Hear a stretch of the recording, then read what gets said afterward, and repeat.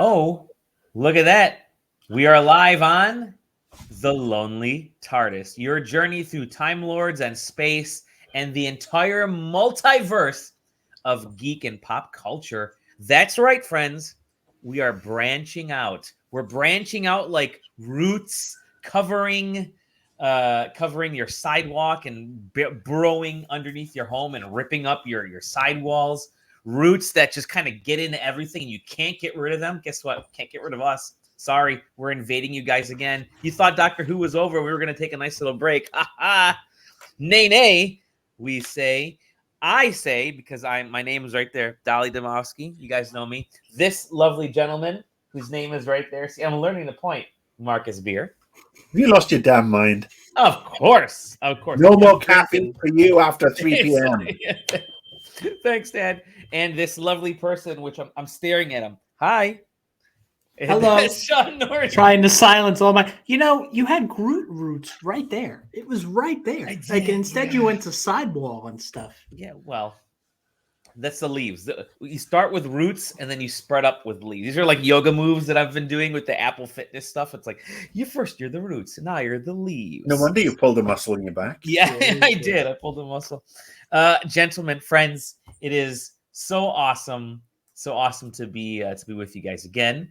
As usual, it's quite a lot of fun to chat with my homies on this beautiful February. What's today? The day after Valentine's Day. My parents' wedding anniversary. Today's your parents' wedding anniversary. Excellent. My mom and stepdad 42nd wedding anniversary. Wow! Excellent. Yeah. And Sean, it's a Sean anniversary for you, my friend. It's flipping cold. You said like February or whatever. It's like it is a frigid 27 degrees here. Really? Like, ooh. Yeah. It's cold here too. It's 43 degrees and it's been thunderbolts and lightning all over the place for the last couple of hours. Very, very frightening. You guys had 80 over the weekend, so it's great that that was just a little too warm. Well, like I said, we're going to be talking about a lot of fun stuff today, especially with all of the cool geek shows that have been popping up out there. We had some awesome trailers that we could talk about that have been going around. Some of the things that we're anticipating over the next month or so here. And what we decided to do was extend the TARDIS experience for the time being until we get Doctor Who or until geek stuff runs out, which I doubt will happen over the next several months here. Maybe every other week or so, we're going to get together with you beautiful viewers and listeners and chat about what we're watching, what we're playing, and some of the cool things that we're anticipating. And I think we can dive right into something that Marcus actually posted. Or do you want to go with the special exclusive stuff? I think we should go just lead off. I mean, let's face it, this is a world exclusive. Nobody has this. This is a genuine world exclusive. I mean, it's a first for us, but I mean, it literally is a world exclusive because this wasn't shared with anybody else. Excuse me, I got a little bit of dust there. All right, so I have a friend, old school friend, who, in the course of his job, comes into contact with a certain Russell T. Davis.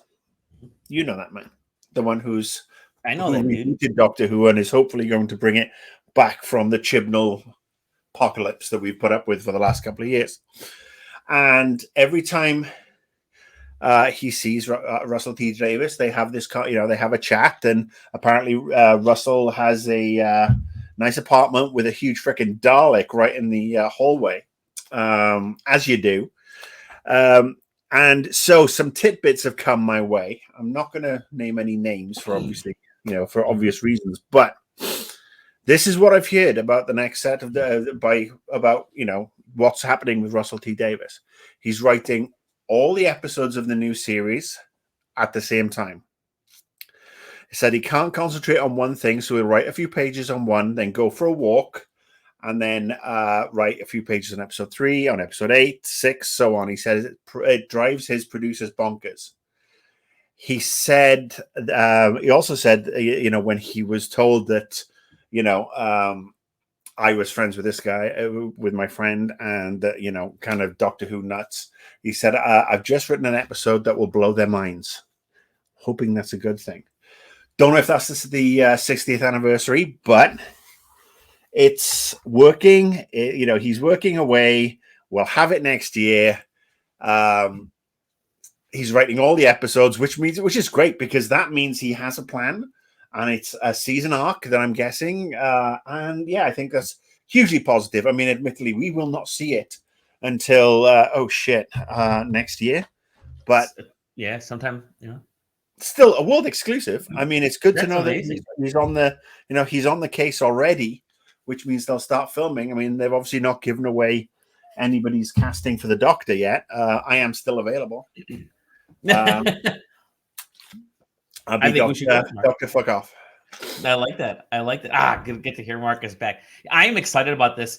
I'm excited to hear that Russell T Davies is more than anything else is enthusiastic, and he himself is enjoying this process, because oftentimes you hear, or not oftentimes, sometimes, especially in situations like this, you'll hear folks talk about kind of trying to solve a lot of issues and trying to bring stories together and pick up where previous, showrunners and writers and stuff left off, and trying to do a lot in a little bit. But Russell's going in with a plan. And I think having a long-term plan and really kind of sitting out and mapping out this upcoming season and what he's doing, sounds like that's what he's doing. It's getting me really excited, because I know I can, let me just put it this way. Having the time to do it over the next year plus, I think, is a real big blessing that they announced that he was going to be taking over as early as they did. They didn't wait till, towards the end of these last few specials. They threw him in there and said, Russell T Davies is back. He's going to start working on this stuff right now. And I think that's going to give him plenty of time to really flush this out. So I think that's a positive in ability to wait. Yeah. Sean, are you excited? What do you think, Sean? Yeah, of course. I'm trying to, for those who might not know me, when do they have to begin proper production if they want to hit? Well, so do we know when the anniversary is going to air next year? Probably around the last time it's the last time it was in November. So we're looking at probably about 18 months from now. Okay. Yeah. So they have to 19 months from now. Yeah. That makes sense then. The timeline tracks. Yeah, I mean, for him to write the whole season, map it all out, and write the 60th, because obviously we don't know what's going on with that, and they still have to cast. And then I'm guessing what will happen is when they cast, they will tweak the episodes for tone with regards to whoever the actor or actress or whatever gender fluid the person prefers to brings to the series. Then there's obviously sets have to be built. This is where I'm hoping that another very old friend of mine, literally from my school days, Edward Thomas, who was the set production designer on the initial reboot with Russell T Davies and Julie Gardner and Jane Tranter. He's the one who did the Tennant run and the Eccleston run. Designed the TARDIS, designed so much of it. I'm hoping he comes back, because he's been off doing some stuff. He's doing some movies. He worked on the Monster Hunter one. He's worked on Resident Evil. He's worked on Escape Room. But it would be lovely to see him back in Wales working on Doctor Who. And then they get all that stuff done. They'll film them probably all in one block, probably about 12 months from now, because they have to try and get it going into the nicer weather. I mean, they'll get the internal shoots done on sets, and then any externals, given the beautiful Welsh weather, in that it pisses down a lot. That stuff will be filmed over the summer with a view to start airing everything. I'm guessing the 60th. I mean, I'm saying the 60th is going to be the kickoff. It might come earlier. It might come earlier, and the 60th becomes a culmination. Who knows? We have no idea what's in Russell T Davis's head, because if you watched any of his other stuff, I mean, the guy's an innovator. He does one. He writes great dramas and great comedies and everything else, which I think is why his first run on Doctor Who was so successful. But he likes to do different things. He likes to push the envelope. So we shall see. Yeah. And it's not just the Doctor, right? I mean, they have to do the companion search. Then they got to find the cast of characters beyond that, recurring and villain and all kinds of stuff. So, well, we'll see how much holdover there is. I mean, look, I don't think that, he has a relationship with Chris Chibnall that is obviously very respectful. I don't know what he personally thinks, of the last couple of seasons, but publicly he's had to be very supportive, understandably so. I mean, you don't want to be a total dick and kick somebody when they're down. That's our job. But we'll see who carries over. I mean, will we get a new master? Will any of the companions? I think when the current Doctor regens, I mean, who's going to stay? I don't think we'll see a new master right away, especially with the current series seemingly setting up another showdown between the current Doctor and Master before she regenerates. All right. But yeah, I don't know why that's going to. What you need to ask your source, Marcus, and I don't know if we talked about this on air yet, is about that bonkers rumor that a certain 10th Doctor is returning to transition the 14th to the 15th. That's what you need to ask your source about. You mean the Tennant one? Mm-hmm. The 10th one. There are a lot of ways they can pull that off. There could actually be, and we talked about it, that maybe he becomes the next Doctor for a little bit, right? There was that little tease in the last special, the last time where they mentioned, hey, you're gonna run into some faces that you recognize from the past. And that was more or less leading into Capaldi, being a face from the past. But at the same time, he could either regenerate into the 10th, a version of the 10th again, or I threw this one out there that, maybe something happens to Jodie's Doctor number 13, and she's locked away, and the only way that the TARDIS sees the ability to rescue this current Doctor who's in some sort of regenerative stasis is to go back in time, grab the 10th Doctor, and pull the 10th Doctor in for a last hurrah before something. And so, yeah, it's one of those two Doctor stories. You never know. I'd love it either way. Look, it could also be the Human Doctor spin-off. True. That ended up going off with Rose Piper's character to the alternate dimension. Oh yeah. But I mean, they could. There's a lot of stuff that could be that they could play with. I mean, some sort of. I'm guessing it will be some sort of crisis. That means that the Doctor crosses over their own timeline. I'm just looking forward. I just hope it's something cool. I have faith. Yeah, I have faith. Yeah. So don't let me down. I'm hopeful. Yeah. I'm hopeful, definitely.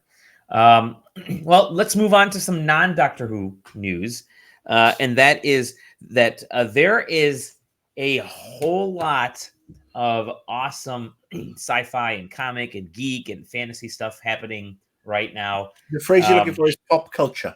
Pop culture. Popular culture, my friend. Popular culture. Yes. Let's lead in with pop culture. Let's lead in with that was horrible. I don't even know whose voice I was doing. It was like a horrible Doctor, like a drunken Dr. Evil. Rehearsing to replace Cody Rhodes. There you go. From one Doctor to another, we were treated to some really awesome trailers this past weekend during the Super Bowl. Nice. There were two or three really cool ones. Smooth. The one that everybody's been talking about is the essentially the continual buildup of the Marvel's take on the multiverse, and that was Doctor Strange 2: Multiverse of Madness. which there's an extended trailer online, a 2-minute trailer. I think there was like a 1 minute long spot during the Super Bowl, but then like a 2-minute trailer online. That that coupled with the poster has really sent the internet into a tizzy at what this could mean. So I'm gonna let you guys jump in with your thoughts on this. Let's start with Sean. Sean, I want to hear what like just the minute you went on mute. What did you think about this trailer? Are you excited for the film, first and foremost? Yeah, I'm. No, I think it's going to be. Of course, I'm excited for the film. How could you not be excited for the film? Like, to follow up Spider-Man, they know they have to go, all out. I guess my main takeaway. So I watched it with my wife, and the minute we could talk about everything in here, right? And theories and speculations and spoilers and stuff. Well, there's spoilers. There's gonna be spoilers. Assumed spoilers for the trailer, at least. The minute that voice came on, and we heard Sir Patrick, my wife and I jumped off the couch. We jumped off the couch, and we immediately played it back, and then we played it back again. Like, they have. So there's a couple of things, right? You got Sam Raimi, who I think is gonna do something with Marvel that we really haven't seen done before. We have the confirmation from the very beginning that this is gonna, pull horror aesthetic and style, which is something Marvel's never done before. And the amount of potential cameos that this thing could have, like, they put Patrick Stewart essentially in the trailer. They put that out there. This is the same company 3 months ago wouldn't confirm that there were spoilers. Spider-Man. You know what I mean? They put Patrick Stewart in the trailer. What do they have cooking for this? Yeah. That's all I keep thinking about. The rest of it was fantastic. It was a great, great, great trailer. But I keep coming back to, if they put that out there already, the mind boggles at what we might be in for in terms of cameos and surprises and multi-dimensional variants and all of that stuff. Like, I'm just thrilled. I can't wait. It's gonna be an arduous wait for that movie to come out. It feels like it's the Illuminati version of Professor X. Like, you don't bring in Patrick Stewart as a different character.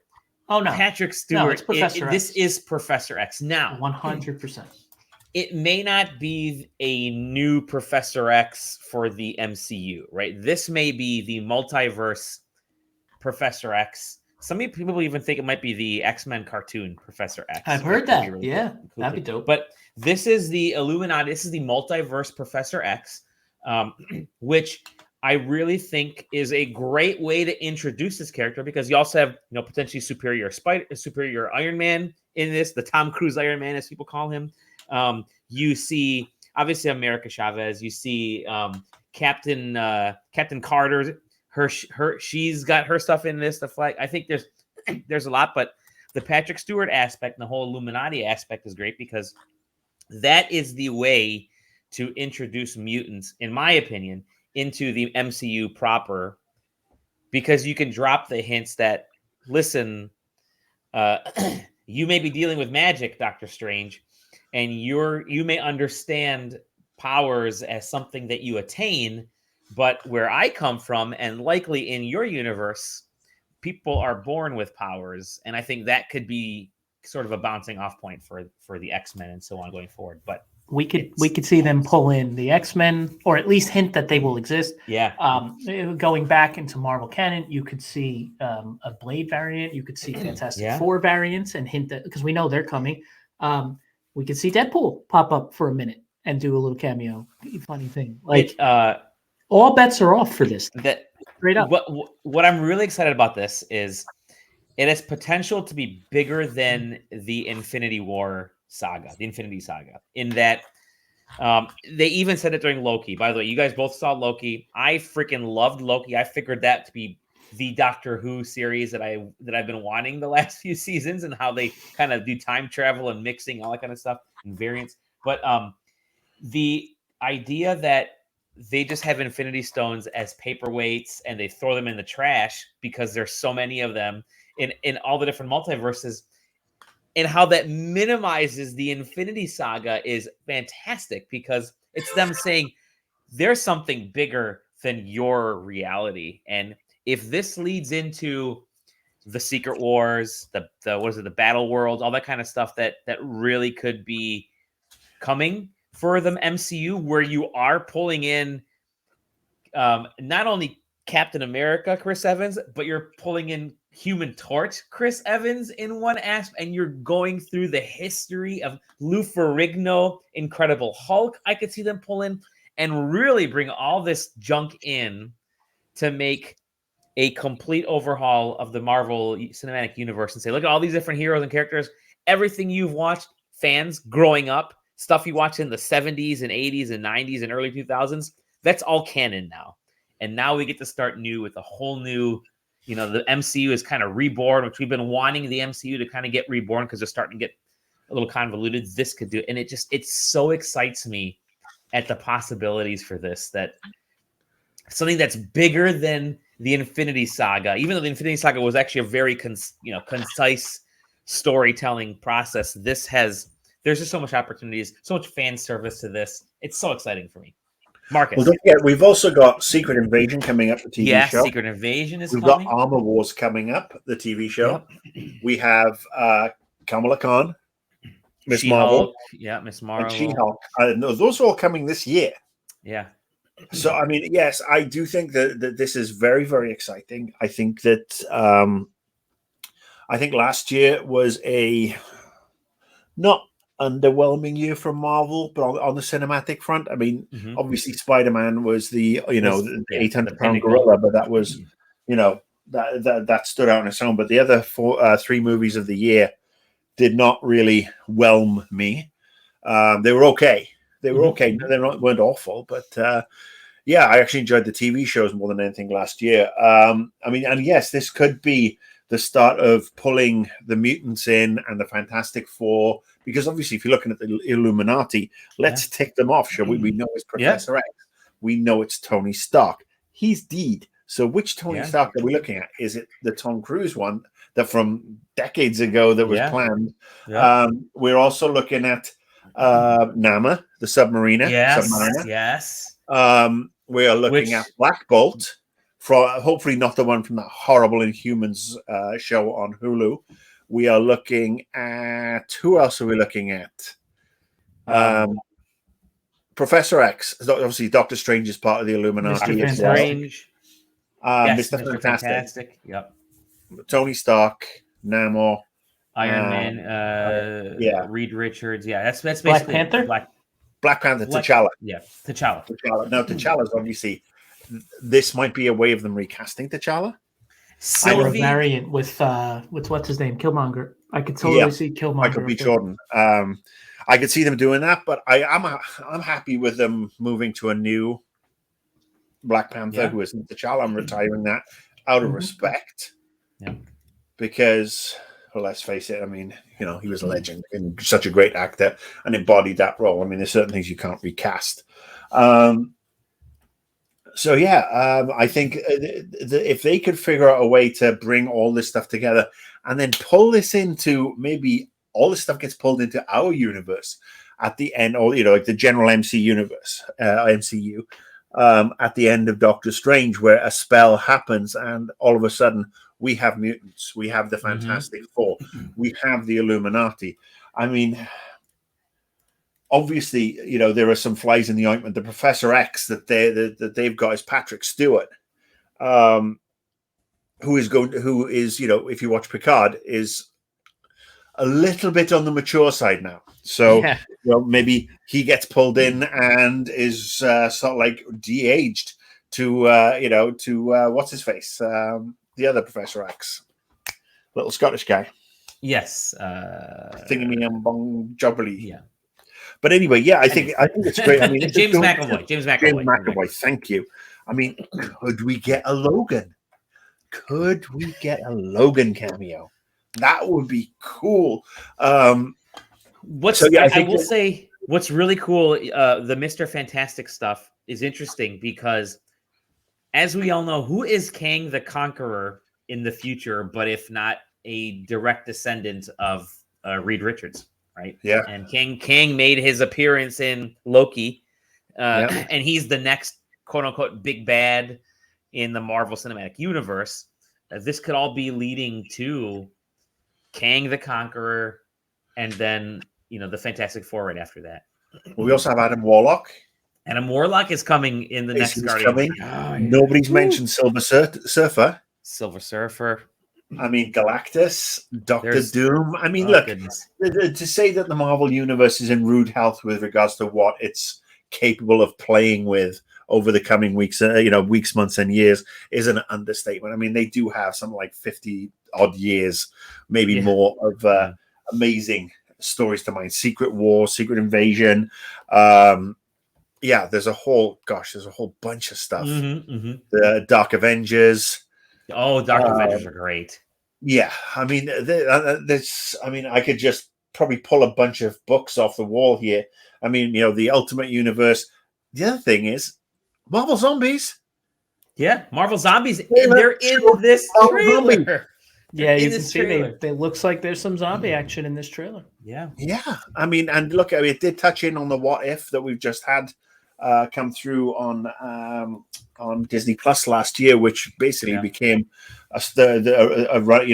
tying all these various threads together, and we ended up with a couple of different versions of Doctor Strange, which we've got this time round. It looks like we've got the zombies coming in, Captain Carter, as you've said. I mean, there's a whole slew of stuff. I mean, the other thing is, what happens if this Iron Man isn't Tom Cruise, but it's Riri Williams? We could be seeing that. I mean, there's a whole lot of friggin' stuff going on. It's very, very, very so exciting. I mean, that's the other thing. We've got Moon Knight coming in a couple of weeks. Moon Knight. I'm so excited about Moon Knight. I'm not too sure about Oscar Isaac's English accent. Yeah. He's a great actor. Okay. This is what we say about English people when they try American accents. So it sounds okay to me. What would you know, you jamoke? Wow. Given our Scottish friend here, I figure he's pretty close to the mark. But it's did you see the Ultron drones, by the way? Before I forget, the Ultron drones. Yes. Yeah. Was it the Iron Army? Was it right? Was it Ultron? And don't forget the hint of Doctor Strange hopping through an animated world. Could they be linking the actual animated aspects of What If into this? We were told What If was canon, and in this trailer there are the hints of the animated. There's a few stills that people have been really poking on that says this is Doctor Strange. And apparently dinosaurs. I didn't even notice dinosaurs. That until today. Yeah, the Savage Land. Devil Dinosaur. The Savage Land, which is tied to the Savage Land is tied to mutants and the X-Men pretty heavily, so that's something that could also be. And obviously, we've got Wanda Maximoff looking all kinds of badass. Awesome. We saw that from the end of when she was learning from the Darkhold at the end of WandaVision, but now she's front and center in the promo and the trailers and the images, and she's looking. There's a couple of different versions of her in there as well. I mean, are we going to get the crazy one that led to the House of M? Do we think she breaks bad? Do we think she's actually the villain? Maybe. I mean, she does make a great point. She has a fantastic line, which is essentially something like, when you play with reality, you're a hero. When I do it, I'm a villain or something. Right? I'm not. I think that's pretty dope. Anyways, I'm really excited about Doctor Strange. That is May 4th, somewhere around there. It's too far. They delayed it and did a bunch of reshoots, and it's too far away. Yeah, but, it's too far away. We've got Doctor Who. We've got we don't. Batman. Before that, we've got Moon Knight. Before that, I mean, Obi-Wan is kicking in as well. I know that's another. Hey, Ewan McGregor, come on. When is Obi-Wan? Well, you know what? I think that's May 25th. April, May. May 25th. May the 25th be with you. I'm glad you mentioned So that's Obi-Wan after Doctor Strange, because that's going to let us transition right now to another Star Wars related topic, which is something that just finished on Disney Plus, Mandalorian season 3. I mean, Boba Fett. Sorry, Book of Boba Fett. Mandalorian 2.5. 2.5. Get your numbering right. It's almost, I don't know, it's kind of like Mandalorian 0.5 if you Grogu what is did a you guys shot think about this? Look at that. He's a shot glass. Oh, look at that. I love it. I love it. I went first last time, so I will. All right, I got it. No, I got this. I will say I bet I won't hate it as much as other people. Was that? It started off great, but it got to the stage where the only interesting stuff was the flashbacks. The rest of the time, it was just like some boring. It was almost like an episode of Happy Days where all it was just cameos. Who's dropped by the restaurant today or whatever, or Richie Cunningham's house. I mean, if you're too young to remember Happy Days, it's fantastic. But yeah, I mean, it literally became, oh look, we've got Luke, we've got Grogu, we've got Akosha, we've got literally the only ones who are missing were Han and Leia. Thank God we didn't have that. But so to me, the only interesting aspects were him getting out of the Sarlacc, and we saw what happened to his armor, and we saw how he got that back at the end of Mandalorian season 2. But him being with the Sand People, I found was phenomenally interesting, and I would have loved to explore more of that. I mean, I'm not. Yes, I think the show didn't really know what it was supposed to be. Is it bridging the gap between Mando 2 and 3? Is it something that's supposed to launch itself off in a new direction? I mean, for such a kick-ass cast, I can't help but feel it was the negatives far outweighed the positives. And let's talk for a minute about the mods. Maybe we don't, and maybe we just confine them to the dustbin of history because they're Chibnall-esque. They're right up there with Skittle Dalek. I don't get it. Yeah, I really don't get it. Yeah, I agree with you, Marcus. The stuff that happened in the past, I enjoyed. I thought this is cool to watch what Boba Fett kind of went through to survive, and the what are the Sand People? What are they named? What are they called? Tusken Raiders. Tusken Raiders.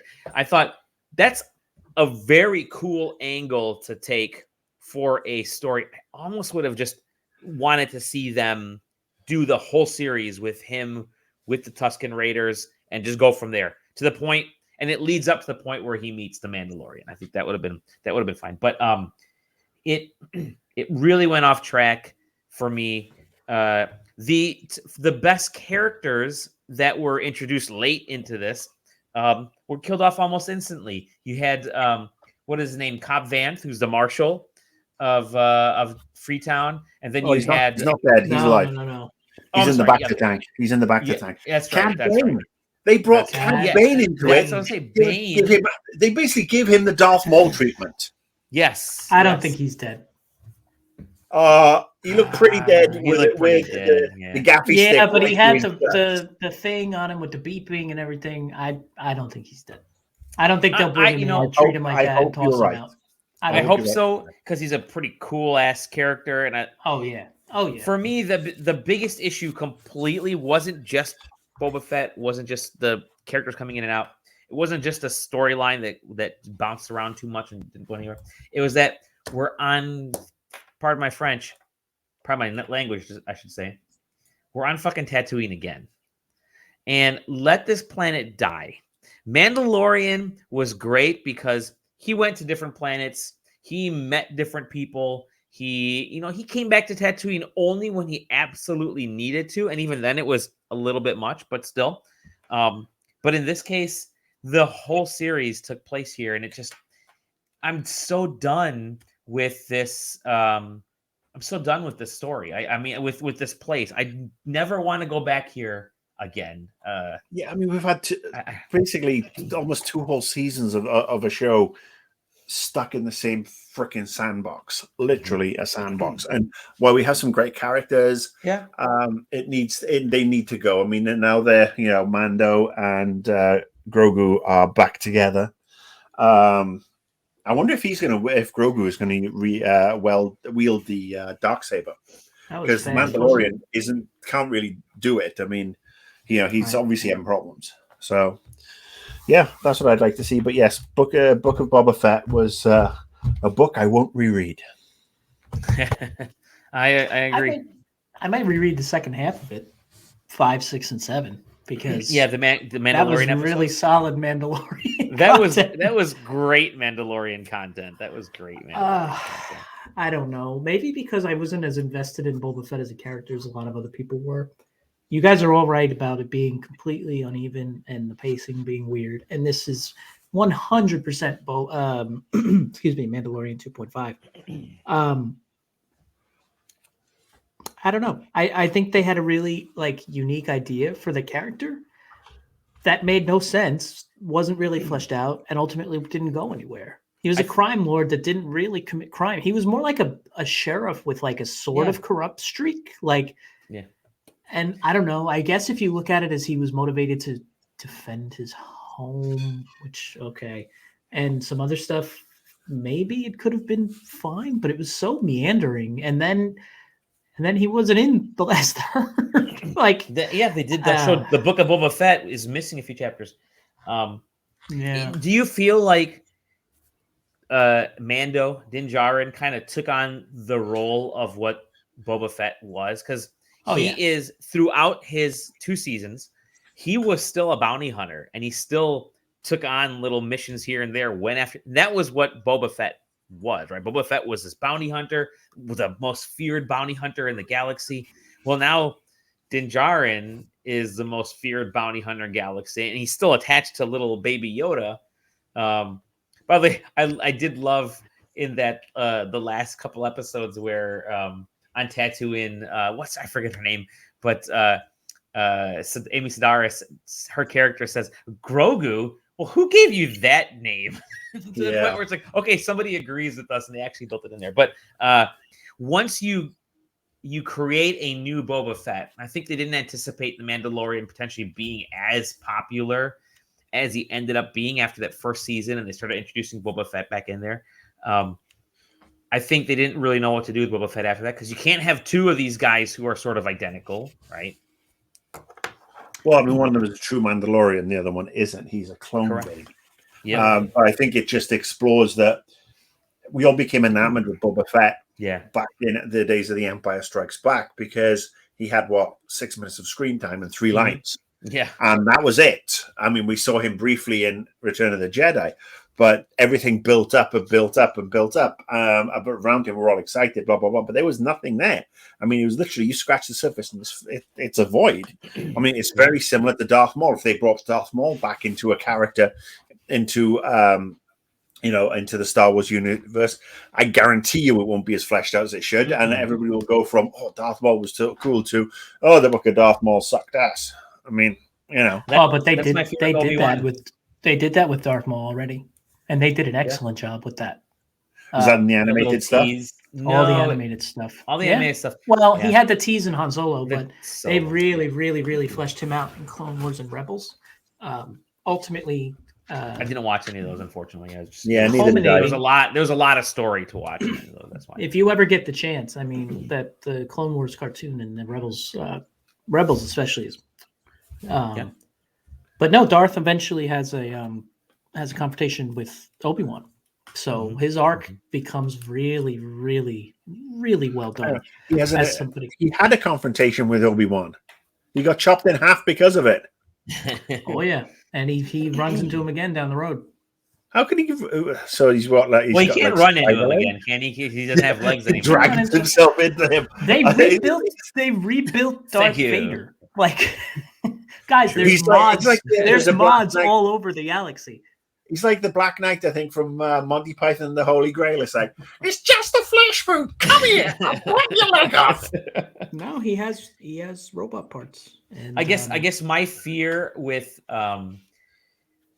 what what they've done with this kind of new extended Star Wars universe with Solo, with Boba Fett, and with the upcoming Obi-Wan, is you're taking the characters from the movies that we have these ties. They already have this built-up history, and now we're trying to do more with them when we don't need to. But you look at Mandalorian, which was a wholly separate character that kind of came in, had some loose ties. I think the only real tie was Tatooine until, some other aspects. But I think that's why people really enjoyed Mandalorian. Why I also really loved Rogue One. I thought Rogue One is one of my favorite Star Wars movies of all time because it's not the main Star Wars. It's not trying to be tied into the main Star Wars and carry that baggage. It's got its whole new storytelling. And again, that's why my fear with the Obi-Wan Kenobi show, I'm going in pessimistic in this, even though I love McGregor's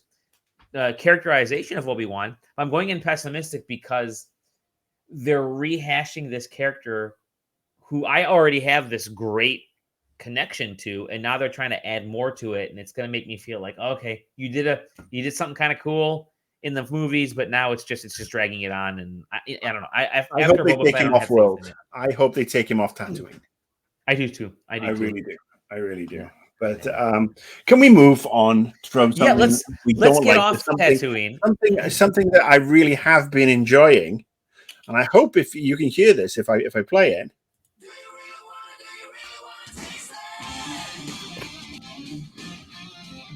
I'm learning the dance little by little. Let's say a little more on world, let's just say. This is without a doubt the best opening sequence of any show on television right now. It's great. Unquestionably. It's just wonderful. I mean, everything's played so straight. The dancing, the choreography, the music itself is just, And there's actually a show that comes on after this intro, which is bizarre. I mean, that's actually a bonus as well. Peacemaker, motherfucker. I'm just going to leave this play until it runs out. It's only for until they block us on YouTube. No, Peacemaker. You've been watching Peacemaker. All right, there you go. I paused it before we do get a content. Oh no, they'll demonetize us. Oh. They'll demonetize us. Heaven forbid. Yeah, good luck with that. Yeah, I gotta say this one's been up and down as well, but it's really finding its legs. Last couple of episodes have been really enjoyable. John Cena. Now, I was only aware of him as a wrestler for the longest time. I know he'd been in a couple of things. Cock Blockers was one of them, and that's the first time I saw him, and he was very, very funny. Yeah. But when watching him and Idris Elba bounce off each other in Suicide Squad last year, which is probably after Spider-Man my favorite superhero movie of the year. Was just a revelation. I mean, and I'd read set reports and that he's got a really filthy mouth. I mean, a lot of the stuff the offensive stuff was literally ad libs made up with him and made up by him on the spot. I mean, James Gunn was encouraging people to ad lib. So yeah, I think that one, I've got a lot of respect for him. I don't know how far it is from perhaps his own character, but it's so ridiculous. I mean, Eagly, for God's sake.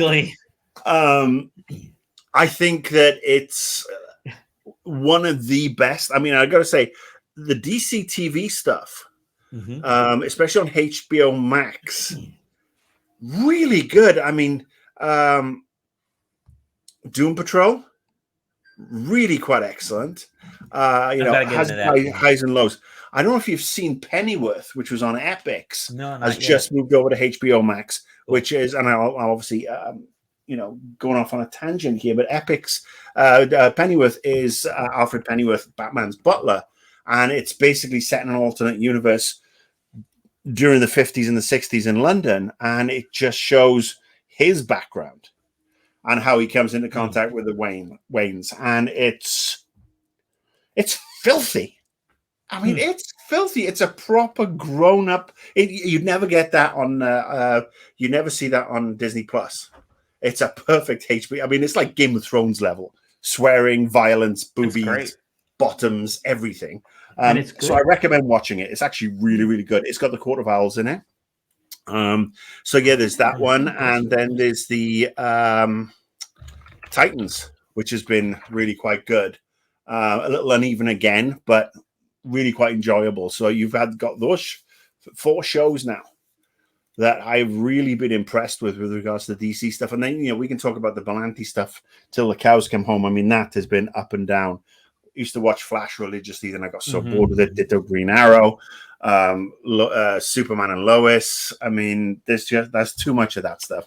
And it's too sanitized as far as I'm concerned. But if you've got HBO Max, check out Pennyworth, check out Titans, because that's another, R-rated. Check out Doom Patrol. And then obviously now we're back to Peacemaker, which has got a really interesting story. Minimal cameos. We had Amanda Waller at the beginning of season 1, but we haven't really seen anything since. And everything has looked fresh. I mean, they could have gone down the route of, and look who's dropped in today to see Mr. Peacemaker. It's his old friend Harley Quinn. We haven't had any of that, and it's so much more fresh because of it. The bad guys, the butterflies, they came out of left field. I mean, James Gunn, as far as I'm concerned, is a friggin' certifiable genius anyway. Genius and a madman. The best thing that ever happened was him getting canceled. Oh, yeah. I think that came back to really sort of like bite people on the ass. I mean, Suicide Squad, Peacemaker, Guardians 3, Guardians Christmas special. Oh man. Yeah. What a blessing in disguise that was. I'm sure it was really awful for him at the time, but the creative output and getting him in DC afterwards, and there's talk that he'll be back to do Suicide Squad 2. So what's real interesting is they announced a Peacemaker series on September 23rd, 2020, almost a full year before the Suicide Squad movie was in theaters. They were so confident in this character and this show that they said, let's go ahead with Peacemaker. Let's make a full series about it. And I found that really interesting. And I found that really really cool because it shows a lot of support from HBO, from DC, to bring this obscure character with a goofy ass helmet and a goofy ass, motive to his passions, I guess, of killing for peace, to support it in the way they did. And I think that only could have happened because of John Cena, I should say. I think if somebody else played Peacemaker, I don't think you would have seen the Peacemaker series. I think John Cena is enough of a surprisingly perfect actor for a situation like this that he's able to capitalize, and they're able to build off of him. And like Marcus said, he is so good in this. A lot of people don't know that he speaks fluent Mandarin. He is actually, I don't know what kind of degree he has, but if you follow him on Twitter, it's astounding at the kind of stuff that he tweets, like some heavy philosophy once in a while, to the point where his actual bio on Twitter is let's see, his actual bio on Twitter is, I'm going to read it off to you right now because it's just completely bonkers. It's a forum of thoughts and perspectives designed to ignite conversations and actions leading to growth and occasional self-promotion. I don't know if he's trolling us or if he's actually sincere. He's probably both, honestly. I mean, if you ever look at him on Instagram, he is so smart, and he absolutely could be a total shit poster. Like, just straight up. Is Marcus cosplaying as John Cena? Because we can't see him. He might run off. We can't see him. Oh, that's good. That's smart. There he is. I'm still reeling over Pennyworth being good. I don't know how I missed this. Like, I'm such a Batman nut. Nobody watches epics. But I usually follow at least like word of mouth on this stuff. Pennyworth is a completely blind spot for me. I guess it's a prequel to that. It's a prequel to that show Gotham. Is that right? Yeah. Oh, I mean, it's not even the same zip code as Gotham. Gotham obviously is, I guess, supposed to be sort of like a follow on to that. But yeah, I mean, obviously it's a totally different Pennyworth. I think Sean Bean was the is it Sean? No, Sean Pertwee. Pertwee, son of the son of the son Is of it the really? Third Doctor. Yeah, he plays Pennyworth in Alfred Pennyworth in that one. But yeah, it's one I looked at. You know, I saw it. I thought, oh, crying out loud, no, really. And then it dropped on, and I don't subscribe to Epics anyway. But then it dropped on HBO Max because, much like Disney, they're centralizing everything onto that streaming platform. And I was like, okay, I'm going to give it a go. It was a couple of weeks ago. I'd just come back from radiation. I was tired. I was already back in bed at like 11 o'clock in the morning. And I binged like 6 episodes on the bounce. I really enjoyed it. Really enjoyed it. Excellent. Yeah, well, Peacemaker, motherfuckers. Finale is tomorrow night or Thursday? Or I think it's Thursday. The finale is Thursday. No, tomorrow. It drops on a Wednesday. No, Boba Fett was Wednesdays. That's why it was. I thought Peacemaker was too. Peacemaker was Thursdays. Yeah, okay. It was Thursdays. Yeah. Either way, I hope we get more. I think that whole I think we will. Has been excellent. I think Cena has gone above and beyond. It's funny. It's heartfelt. It's a complete breakdown of a lot of masculine superhero stereotypes. It's so great. It's a wonderful character study. Man, it's just so much better than if you had told me a year ago, I would have been like, trust James Gunn, but I don't know. And they've all killed it.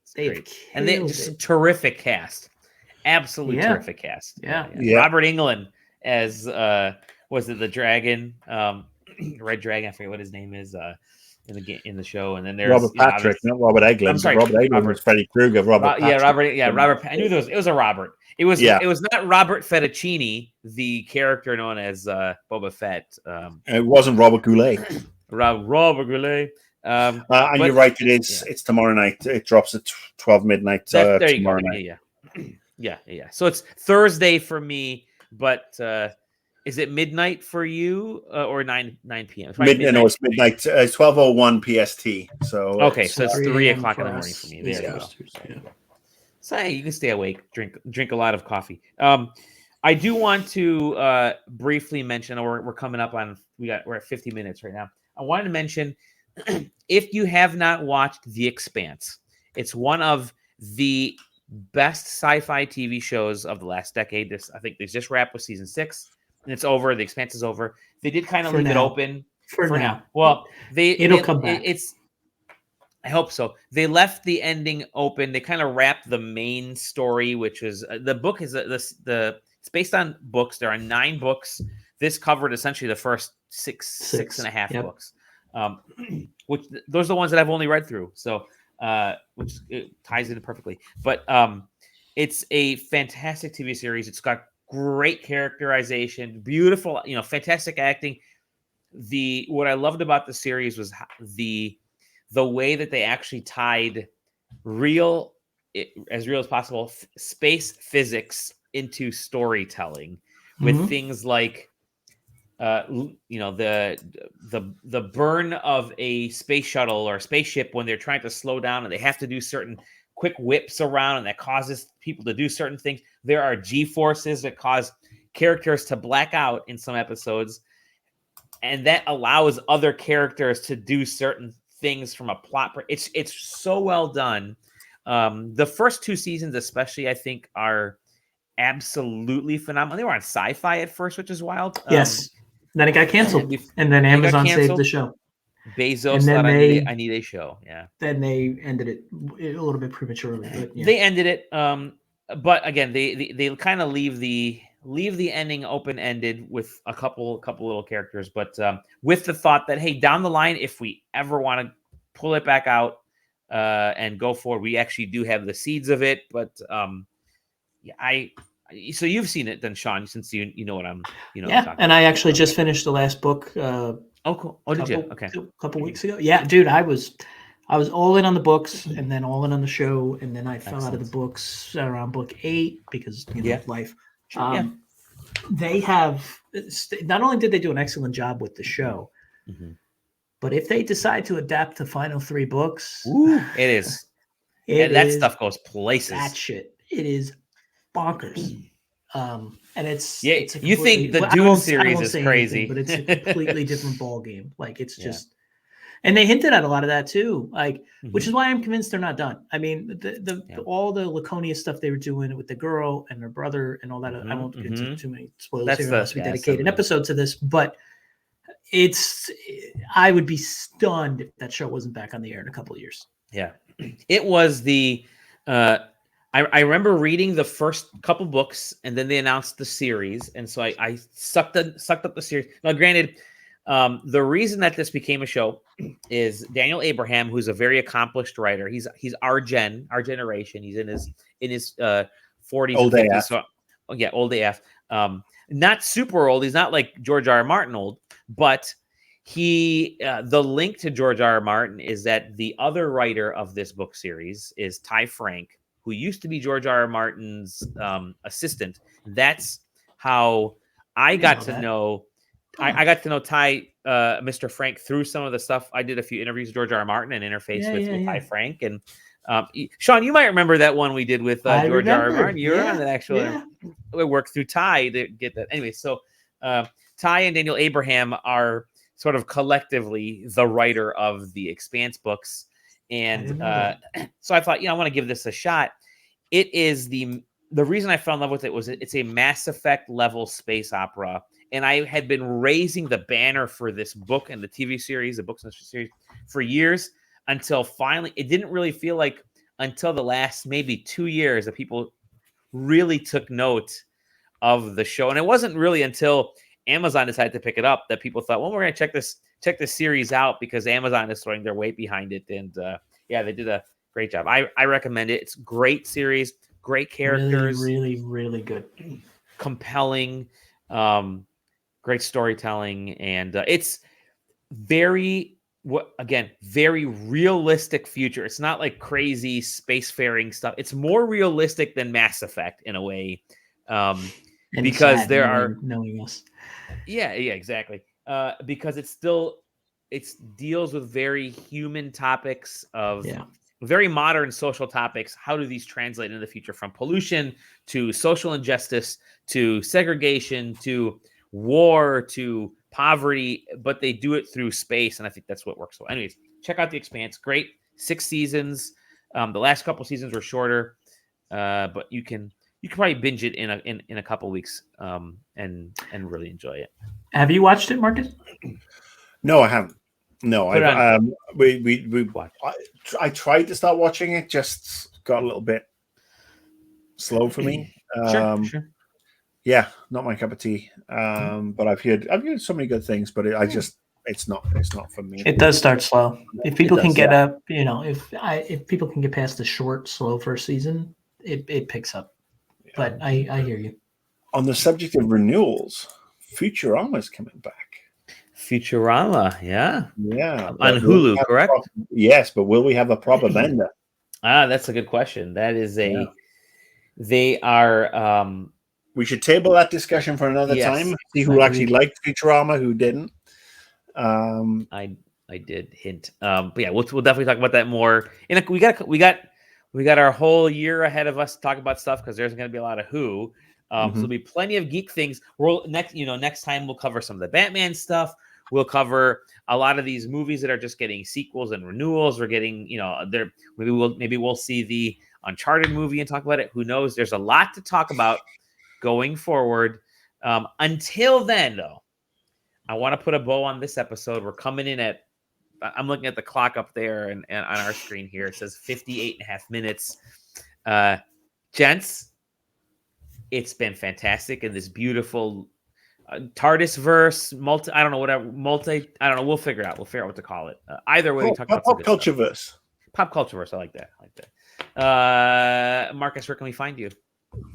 I'm going to my bed. That's what I'm going. That's not a bad idea. I think I might do that too. I haven't. I'm obviously up until Christmas. I was doing my regular stream, and I haven't done it recently because I've been going through radiation. So now that that's over, I just need to find my legs, as it were. This is if Darth Maul could find his, so can you, my friend. Well, I mean, the beauty of doing this with you two is that you two carry the load, as it were. Yeah. So I don't have to worry about doing a full show. But I will be starting to stream again in the next week or two.